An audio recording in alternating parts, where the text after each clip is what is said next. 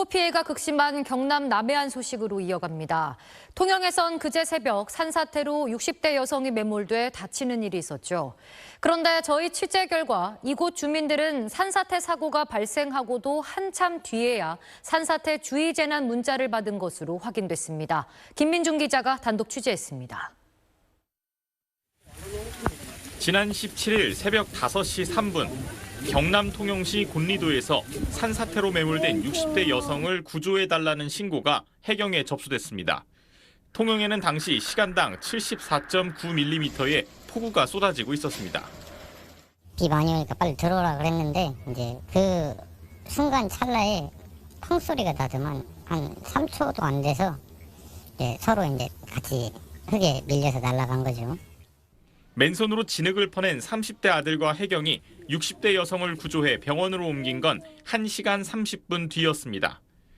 그런데 그보다 30분가량 더 지난 아침 7시에야 통영시청이 주민들에게 산사태 대피 문자 메시지를 발송한 걸로 SBS 취재 결과 확인됐습니다. 이미 산사태로 주민이 다치고 구조까지 모두 이뤄진 뒤에 대피와 산사태 특보를 날리는 뒷북 문자 메시지가 주민들에게 전달됐던 겁니다.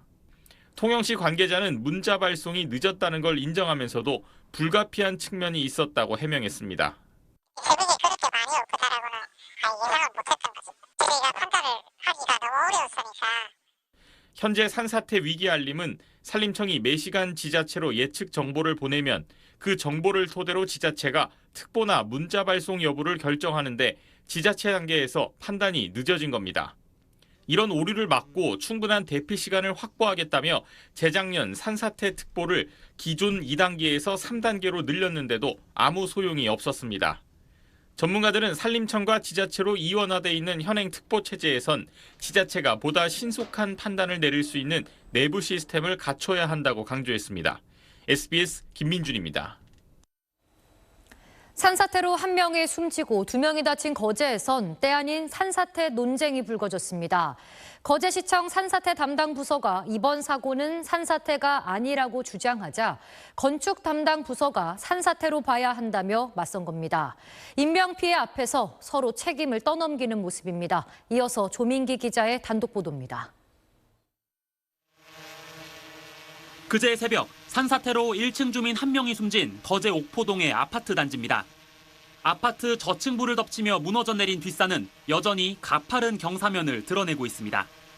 옹벽은 물론 낙석 방지 등을 위한 펜스도 설치돼 있었지만 무용지물이었고 좁은 곳은 사람 1명이 간신히 지나갈 정도에 불과한 옹벽과의 짧은 거리가 피해를 더 키웠습니다. 나무가 막 쓰러지면서 밀려오면서 그래 깜짝 놀랐어요. 그런데 거제시청 산사태 담당 부서는 이번 사고가 산사태가 아니라고 주장했습니다. 지도상 토사가 쓸려 내려간 부분이 임야가 아닌 아파트 대지 안에 있기 때문에 산사태로 볼 수 없다는 겁니다. 모든 원인 행위나 이런 게 산사태랑 지금은 관련이 없는 거고 우리가 볼 때는 산이지만 대지 내에서 일어난 주택 옹벽 붕괴라고 말씀드리는 겁니다.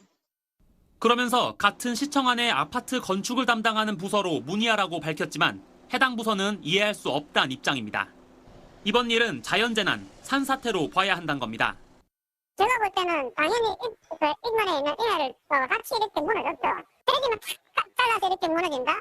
말이 안 되는 얘기잖아요, 이게. 피해를 입은 주민들은 이런 논쟁 자체에 황당하다는 반응을 보였습니다. 아니 산이지. 산 아니면 뭐겠어요. 마치가. 산림청에서 내놓은 산사태 위험지도에서도 이번 사고 지점 일대는 산사태 발생 확률이 가장 높은 1등급으로 분류돼 있습니다. 때 아닌 산사태 논쟁과 관련한 SBS 질의에 산림청 관계자는 행정적으로 따지면 산사태가 아닌 걸로 보이지만 주민들이나 국민들 입장에선 이해하기 어려울 수 있다고 말했습니다. SBS 조민기입니다. 안녕하세요. SBS 주시은입니다. 오른쪽에 구독 버튼 보이시나요? 더 많은 뉴스와 라이브 이벤트 궁금하시다면 이 구독 버튼 눌러주시고요. 항상 저희 SBS 뉴스 시청해 주셔서 고맙습니다.